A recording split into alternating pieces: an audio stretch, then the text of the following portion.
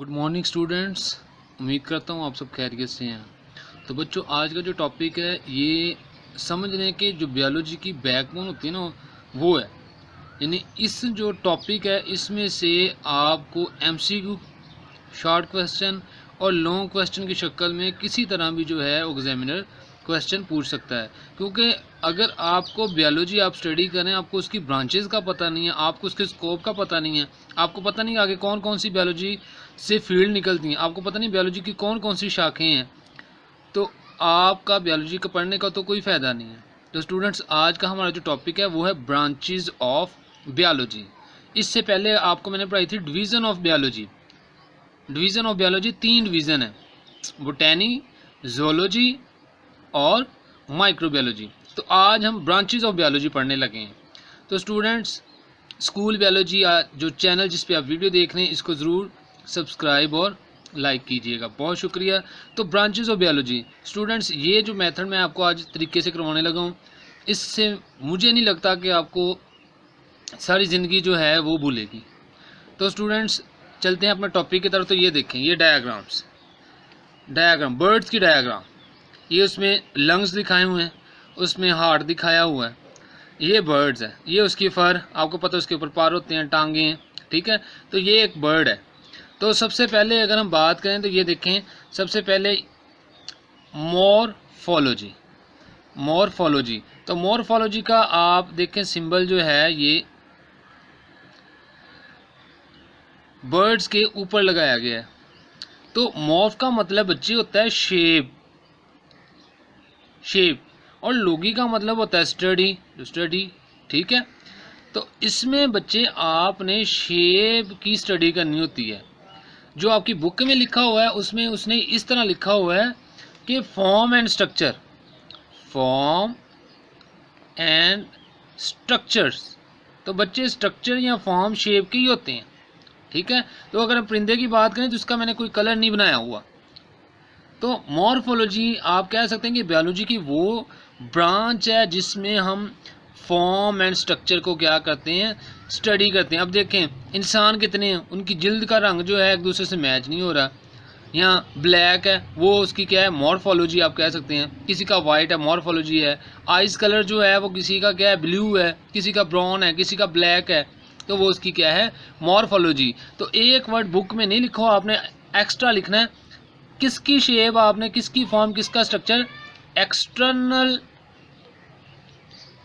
Form and structure of an organism की जो आप बात करेंगे वो क्या होगी, मॉर्फोलॉजी में आएगी। तो मॉर्फोलॉजी, आई होप आपको अंडरस्टैंड हो गया है कि मॉर्फोलॉजी में आपने किसी भी जानदार के एक्सटर्नल फॉर्म और स्ट्रक्चर की स्टडी के बारे में आपने नॉलेज गेन करना है मॉर्फोलॉजी में। तो स्टूडेंट्स ये देखिए, ये है। तो फिर ये अनाटमी क्या है। अनाटमी का देखें, अगर एरो की तरफ जाएं तो ये लंग्स से जाके जुड़ रही है, लंग्स। तो अनाटमी, अब स्टूडेंट्स मुझे पता चल गया है कि इसका कलर जो है, ये अगर हम पैरट की बात करें ग्रीन है, लेकिन ये उड़ कैसे रहा है, हमारे लंग्स इसके लंग्स में क्या डिफरेंस है, तो वो हमें बाहर से तो पता नहीं चलेगा। उसके लिए हमें इसके इंटरनल स्ट्रक्चर की क्या पड़ेगी, ज़रूरत पड़ेगी स्टडी करने के लिए। Internal form and plus structure. तो अगर इसमें आप लिख सकते हैं कि एनिमल्स के या प्लांट्स के आप कह सकते हैं इंटरनल फॉर्म और स्ट्रक्चर की जब आप बात करेंगे तो उसको हम क्या बोलेंगे, अनाटमी। अगर ह्यूमंस की बात करें, अगर एनिमल्स की बात करें, तो इसमें मैंने लिखा भी हुआ है कि अगर हम लंग्स चेक देखना चाहते हैं तो फिर हमें अनाटमी की ज़रूरत पड़ेगी। अगर हम हार्ट देखना चाहते हैं फिर हमें अनाटमी की ज़रूरत पड़ेगी, ठीक है। अगर हम जाइलम या फ्लोइम आप देखना चाहते हैं तो उसके लिए भी हमें अनाटमी की ज़रूरत पड़ेगी। यानी कि इंटरनल फॉर्म और स्ट्रक्चर जो बायोलॉजी में, जिसमें आपने किसी भी जानदार की, किसी भी जो प्लांट है, ठीक है, उसकी आपने इंटरनल स्ट्रक्चर की स्टडी करनी है तो उसको हम क्या बोलते हैं, anatomy. Students, I hope you are clear. Next अगर बात करें तो बच्चों, आपको पता है कि सेल क्या है। इधर मैं डेफिनेशन लिखने लगा हूँ। Cell is the basic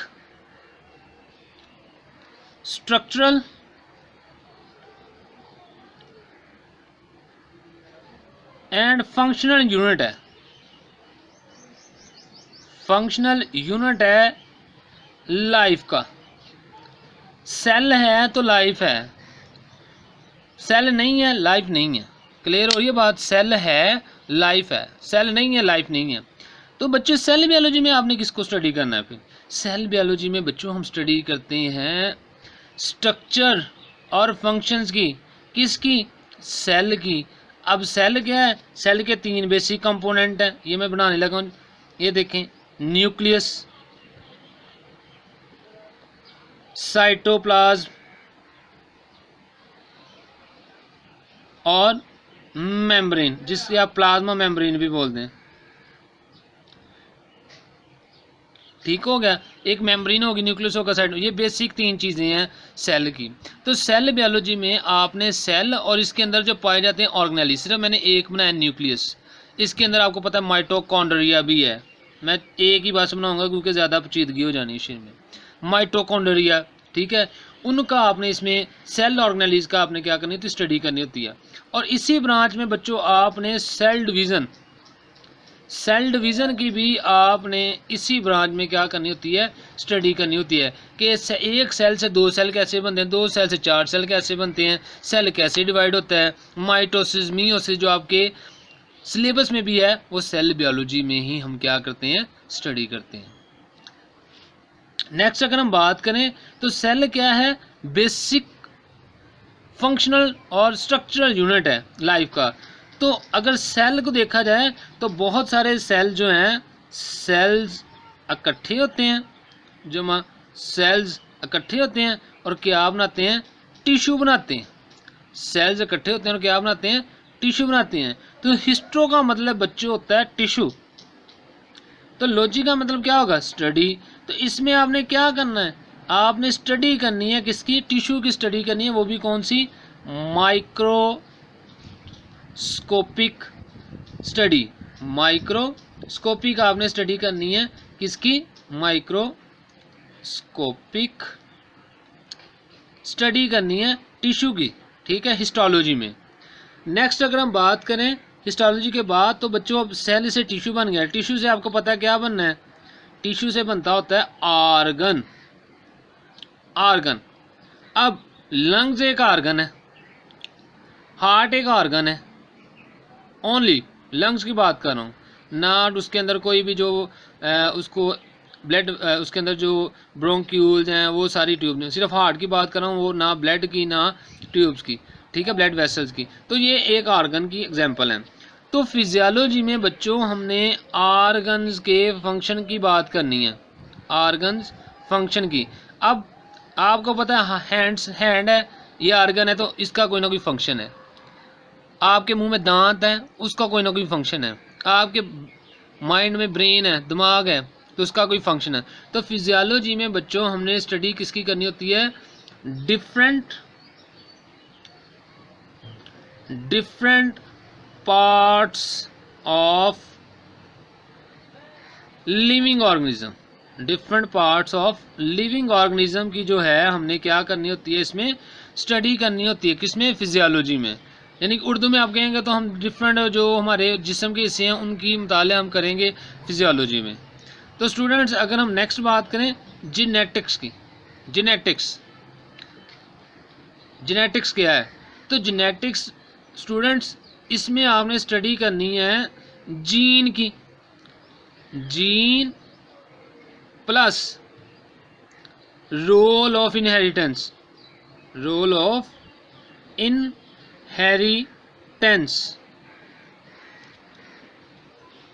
role of inheritance. Genetics में आपने जीन और and their role inheritance में आपने जेनेटिक्स में स्टडी करनी है। अब क्या जीन क्या है? या एक जानदार जो है वो दूसरे जानदार की तरह जो है, या इंसान जो है एक दूसरे से मिलते जुलते हैं शक्लों से, और सारी जो गायें भैंसें हैं वो एक जैसी हैं। कीड़े मकोड़े कुछ जो है उनके अंदर डिफरेंस तो है, लेकिन अगर कीड़े मकोड़े की बात करें में सब में 6 टांगे हैं, मकड़ी की बात करें उसकी बहुत सारी स्पीशीज उसमें 8 टांगे हैं, ठीक है। फूलों की सूरजमुखी के फूल की बात करें, किसी का छोटा है किसी का बड़ा है, लेकिन है वो सूरजमुखी के फूल की तरह की हैं। तो जेनेटिक्स में स्टूडेंट्स हमने जीन की स्टडी करनी है। जीन क्या है? जैसे सेल ज़िंदगी की बुनियादी इकाई है, इसी तरह जीन हमारी विरासत की बुनियादी इकाई है। यानी कि हमारे अंदर जो विरासती मादा होता है, जो वालिदैन से औलाद में मुंतकिल होता है, उसका मुताला हम जेनेटिक्स में ही करते हैं। ठीक हो गया स्टूडेंट? इसी में मैंने एक डायग्राम बनाई है, देखें। ये बर्ड जो है, इसने क्या किया है? एग ले किया है। बर्ड ने क्या किया है? एग ले किया है। एग के साथ क्या हो गया कि स्पर्म जो है वो क्या हो गया? ज़्यादातर इसके अंदर जो होती है ना, इंटरनल फर्टिलाइजेशन होती है, एग इधर ही फर्टिलाइज हो जाता है। ठीक है, एक्सटर्नल नहीं होती बर्ड्स के अंदर, इंटरनल होती है। तो मैंने आपको समझाने के लिए इधर बाहर स्पर्म बनाया है ताकि आपको क्लियर हो। जब स्पर्म और एग आपस में मिल जाते हैं तो क्या बन जाता है? ज़ाइगोट। ज़ाइगोट। तो बच्चों, एग से लेके जब तक आपका जो है एनिमल वो अपने मुकम्मल तौर पे डेवलप नहीं हो जाता, या दूसरे लफ्ज़ों में आप कहें कि नया इंडिविजुअल नहीं बन जाता एग से, ठीक है, आफ्टर फर्टिलाइजेशन कर लें, तो उस दौरान जो पीरियड होता है उसको हम क्या बोलते हैं? एम्ब्रियोलॉजी, जिसमें हमने क्या करनी है? Study of embryo. अब एम्ब्रियो क्या है? एम्ब्रियो है आफ्टर फर्टिलाइजेशन के बाद हैचिंग तक, अंडे के टूटने तक जो बर्ड्स है उसके अंडे से निकलने तक जो है उसको हम क्या बोलते हैं? एम्ब्रियो बोलते हैं। ठीक है, उस वक्त को, उसमें अगर हमने एम्ब्रियो की स्टडी करनी है तो हम क्या करेंगे? फिर एम्ब्रियोलॉजी पढ़ेंगे। जैसे इंसान, ह्यूमन का बेबी है, उसके लिए कितना 9 मंथ जो होते हैं रिक्वायर होते हैं, ठीक है, उसकी बर्थ के लिए ह्यूमन के अंदर। ठीक है, इसी तरह चिक की बात करें आप, चिक की बजाय हैन की बात करें, हैन जो है इसके क्या होते हैं? 21 यानी कि 21 डेज होते हैं, उसके बाद जो अंडे से चूज़ा निकल आता है। तो वो हम उसके सारे जो 21 डेज है ना बच्चों, उसको हम किस में स्टडी करेंगे? एम्ब्रियोलॉजी में स्टडी करेंगे। क्लियर होगी बात? नेक्स्ट देखें, टैक्सोनॉमी। अब बच्चों, ये जो परिंदा है इसका कोई ना कोई नाम तो रखना है कि नहीं रखना? अब सारे जो तो कायनात के परिंदे हैं उसको परिंदे परिंदे थोड़ी कहना है। तो टैक्सोनॉमी में हमने क्या करना होता है? हमने नेमिंग करनी होती है। एक बात, नेमिंग, ये पता चल गया। दूसरा हमने क्या करना है? हमने इनकी क्लासिफिकेशन करनी होती है। क्लासिफिकेशन, अब मैं उर्दू में लिखने लगा हूँ, ध्यान से देखना है। क्लासिफिकेशन को ग्रुप बंदी भी कहते हैं, ग्रुप बंदी। जमात बंदी भी इसी को कहते हैं, जमात बंदी। तो बच्चों, ये वाला जो जानवर है इसका कोई नाम भी रखेंगे, इसको क्लासीफाई करेंगे कि इसे परिंदों में रखना है, जानवरों में रखना है कि इंसानों में रखना है। तो टैक्सोनॉमी में हम क्या करते हैं? हम स्टडी करते हैं कि ये जानदार किन जानदारों के साथ रखा जा सकता है, या कौन से जानवर की इस जानवर के साथ खसूसियात मिलती हैं। ये बात क्लियर हुई बच्चों कि टैक्सोनॉमी में हमने जानवरों के क्या रखने होते हैं? नाम रखने होते हैं और उसकी क्लासिफिकेशन करनी होती है। ठीक है, अब नेक्स्ट देखें। ये आपने छोटे होते देखा होगा हड्डी, जो डॉगी हड्डी उठाता था, कैट, ठीक है, बिल्ली चूहे वाले जो कार्टून होते थे, तो उसमें देखें, अगर हम परिंदे की ये हड्डी है, ये बर्ड्स की हड्डी है, बर्ड्स की जो बोन है, तो इसमें लिखा हो पैलियोजोलॉजी। ये लफ्ज़ आपके लिए नहीं है, पैलियोजोलॉजी, जबकि आपने ये पढ़ा हुआ पैलियोंटोलॉजी। पैलियोंटोलॉजी, पैलियोंटोलॉजी क्या होती है? फोसल्स, फोसल्स लोग मीन स्टडी। तो स्टूडेंट्स में भी फोसल की स्टडी है, इसमें भी फोसल की स्टडी है, लेकिन फ़र्क है। पैलियोंटोलॉजी में फोसल की स्टडी प्लांट फोसल, इधर मैं लिख रहा हूँ प्लांट फोसल की स्टडी ओनली होगी। ठीक हो गया? पैलियोंटोलॉजी में आपने याद रखना है कि किसकी स्टडी करनी है? सिर्फ और सिर्फ प्लांट की हम स्टडी करते हैं। जबकि पैलियोजोलॉजी में हमने स्टडी, ये मैं इधर से ही लिखना हूँ, स्टडी ऑफ एनिमल फोसल्स। जब हम एनिमल के फोसल्स की बात करेंगे तो उसके लिए हम टर्म क्या यूज़ करेंगे? पैलियोजोलॉजी। और जब पौधों की बात करेंगे तो पैलियोंटोलॉजी। ठीक है, इसमें हमने फोसल्स की स्टडी, फोसल क्या है? बाकियात, यानी कि जब हम मर जाएंगे तो एटलीस्ट 1000 से 10,000 साल अगर हमारी बॉडी गलती सड़ती नहीं है, हमारी हड्डियाँ, और उसको ख़ास टेम्परेचर मिलता है, ख़ास इन्वायरमेंट मिलता है, तो वो फॉसिलाइज हो जाएगी, फॉसिल में तब्दील हो जाएगी। ठीक हो गया बात। तो पहले जोलॉजी में या पैलियोंटोलॉजी में हमने फॉसिल की स्टडी करनी, ये लग गया कि उसमें एनिमल्स और प्लांट आते हैं। तो पैलियोंटोलॉजी में आपने याद रखना है कि फॉसिल्स की स्टडी, वो भी प्लांट्स की। नेक्स्ट अगर बात करें तो स्टूडेंट ये देखें, ये परिंदा है, इसका माहौल के साथ भी कोई कनेक्शन है कि नहीं। अगर मैं अपने घर की छत के ऊपर पानी रखता हूँ तो ये परिंदा मेरे घर आके वो पानी पिएगा, उसे प्यास लगती है, उसने देखना है कि छतों पे पानी है कि नहीं है। ठीक है, तो अगर आप पानी रखते हैं तो ये पानी उधर से पी लेगा, और बदले में आपको क्या दे रहा है, आपने वहाँ पे कोई पौधे लगाए हुए हैं, आपका कोई सेन है, उसमें गार्डन बनाया हुआ है आपने, तो ये पोलिनेशन में हेल्प आउट करेगा। अब देखें इन्वायरमेंट बायोलॉजी, यानी कि ये माहौल को भी कुछ देगा और आप इसको कुछ देंगे। आप इसको क्या दे रहे हैं, गिव वाटर, आप इसको पानी दे रहे हैं, आप इसको जगह मुहैया कर रहे हैं, घोंसला दे रहे हैं, तो ये आपको क्या बोल रहे हैं, पोलिनेशन में हेल्प आउट करता है, पोलिनेशन में हेल्प आउट करेगा। तो एनिमल्स का या प्लांट्स का ए बायोटिक और ए बायोटिक जो अज्जा हैं एक दूसरे के साथ बहुत रिलेशनशिप है।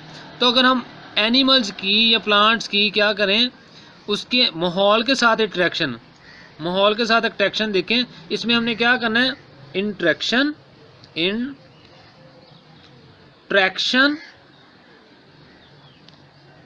बिटवीन द ऑर्गेनिज्म बच्चों कहते हैं जानदार को, जानदारों के साथ इंटरेक्शन, ताल्लुकात किस, एंड देयर एनवायरनमेंट, जानदारों का माहौल के साथ जो ताल्लुक होता है उसको हम किस में स्टडी करते हैं, एनवायरनमेंट बायोलॉजी में। तो स्टूडेंट्स ये सुंडी आपने देखी होगी, सुंडी देखी है कभी, आप सब्जी बनाते हो तो आपको पता हो या आपकी आपी बना रही है या आपकी मदर बना रही है, तो अक्सर आपने सुंडी इस तरह देखी है, या फलों से अक्सर निकलती है। तो स्टूडेंट्स ये पैरासाइट है, ये क्या है, पैरासाइट। पैरासाइट हम ऐसे जानवरों को कहते हैं जो जानदारों के ऊपर रह के अंदर रह के, ठीक है, उसको बदले में क्या पहुंचाते हैं, नुकसान पहुंचाते हैं, और खुद उससे क्या लेते हैं, फ़ायदा लेते हैं। तो पैरासाइटोलॉजी में स्टडी ऑफ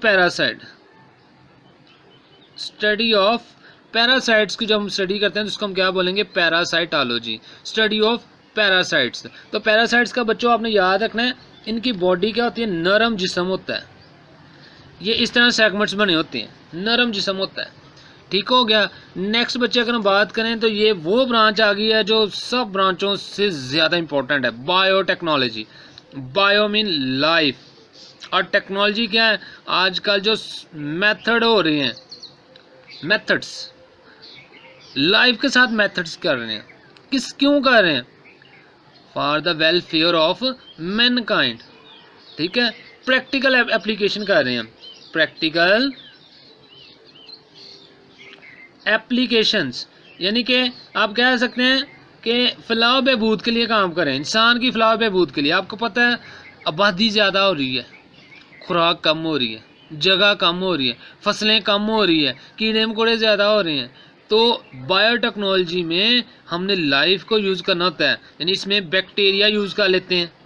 ठीक है, बैक्टीरियल हो गया, ठीक है, बैक्टीरिया लिख लें, या फंगस कर लें, फंगस। ठीक है, यानी कि बैक्टीरिया को, फंगस को हम यूज़ कर रहे हैं डिफरेंट पर्पज़ के लिए। ठीक है, ये लफ्ज़ आपने लाजमी लिखना है, वेलफेयर ऑफ मैन काइंड, इंसान की फलाह बहबूद के लिए जो काम हो रहा है उसको स्टडी हम किस में करते हैं, बायोटेक या बायोटेक्नोलॉजी के अंदर। ठीक हो गया। तो स्टूडेंट्स अब देखें ज़रा, अगर तो ये जो परिंदा है इसने सुंडी खा ली है, अगर ये परिंदा है इसने सुंडी खा ली है, तो हमारी, अगर हम कोई इस तरह की चीज़ खा लेते हैं तो हम बीमार पड़ जाते हैं। तो इस तरह इसके अंदर भी इम्यून सिस्टम है, इम्यून सिस्टम। ठीक है, इनके अंदर जैसे बर्ड फ्लू आ गया था, बॉयलर जो बहुत शौक से आप खाते हैं, ठीक है, उनके अंदर कोई डिजीज़ आ जाती है।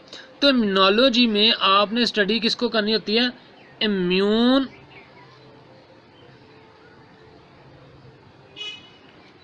सिस्टम ऑफ ऑर्गेनिज्म भी कह सकते हैं या एनिमल्स भी आप कह सकते हैं। आपने इम्यून सिस्टम ऑफ एनिमल्स को स्टडी करना होता है कि वो माइक्रोब्स के अगेंस्ट जो है वो अपनी बॉडी को किस तरह डिफेंड कर रहा है। ठीक होगी बात। नेक्स्ट देखें एंटोमोलॉजी, ये इंसेक्ट है। एंट किसको कहते हैं? इंसेक्ट को। एंट किसको कहते हैं? इंसेक्ट को। तो स्टूडेंट लॉगिमी स्टडी यानी कि बायोलॉजी की वो शाखा जिसमें स्टडी ऑफ इंसेक्ट होगी, उसको हम क्या बोलेंगे? एंटोमोलॉजी। लास्ट वन बच्चों रह गई है फार्माकोलॉजी। फार्माकोलॉजी, अब आपने देखा होगा परिंदों को भी कुछ ना कुछ मेडिसिन अगर घर में शौक से पाले हुए हैं तो उनको भी कोई ना कोई मेडिसिन दी जाती है। जानवर हमारे घरों में बीमार हो जाते हैं, जैसे गायें, भैंसें, डॉग, लोग कैट बड़े शौक से रखते हैं। तो जब उनको कोई फीवर हो जाता है या कोई डिजीज़ हो जाती है तो उनको मेडिसिन दी जाती है। अगर इंसानों की बात करें तो हम बहुत सारी जो मेडिसिन है वो रोज़ाना इस्तेमाल करते हैं, तो उनका कोई ना कोई असर तो हमारी बॉडी में होता है जिससे हम बच जाते हैं। जैसे कोरोना वैक्सीन आई है, ठीक है, तो अगर हम उसको लगवाते हैं, इसका इट मीन्स कि वो जो वैक्सीन है वो हमें प्रोटेक्ट करेगी अगेंस्ट कोविड-19 से। ठीक है, तो फार्मेको का मतलब होता है मेडिसिन या आप ड्रग्स कह सकते हैं। मेडिसिन या आप क्या उसको कह सकते हैं? ड्रग कह सकते हैं, ड्रग्स। ठीक है, तो मेडिसिन का इफेक्ट देखना है आपने। स्टडी आपने किसकी करनी है? Study of drugs and effects. किसके ऊपर? ह्यूमन की बॉडी के ऊपर। ह्यूमन की बॉडी के ऊपर ड्रग्स के, मेडिसिन के जो अफेक्ट होंगे उसको हम किस में स्टडी करेंगे? फार्माकोलॉजी में। हम देखेंगे कौन सी मेडिसिन कितना अफेक्ट कर रही, कौन सी मेडिसिन अफेक्ट नहीं कर रही, कौन सी मेडिसिन किस चीज़ से मिलकर बनी है। तो वो सारी चीज़ें किस में स्टूडेंट्स होती हैं? फार्माकोलॉजी में। तो स्टूडेंट्स ये थी आज आपकी ब्रांचेस सारी। ठीक है, ये मैं स्क्रीनशॉट भी आपको दे दूंगा। ठीक है, अभी मैं आपको ना रिव्यू करवाने लगा हूँ, इधर से नहीं, ये आपको स्क्रीनशॉट सेंड करूँगा। ठीक है, ये 9th की बुक है, वहाँ से आपको करवाता हूँ। ये देखें, आप ध्यान से जल्दी से देखें। Morphology, this branch deal with the study of form and structure. तो इधर आपने एक लफ्ज़ लगाना है, कौन सा? एक्सटर्नल का। एक्सटर्नल स्ट्रक्चर और फॉर्म की जब आप लिविंग ऑर्गेनिज्म की स्टडी करेंगे तो वो कौन सी होगी? मॉर्फोलॉजी। अनाटमी में क्या है? Internal structure. हिस्टो का मतलब मैंने क्या बताया था? टिश्यू। तो टिश्यू की माइक्रोस्कोपिक से जो स्टडी होगी वो क्या होगी?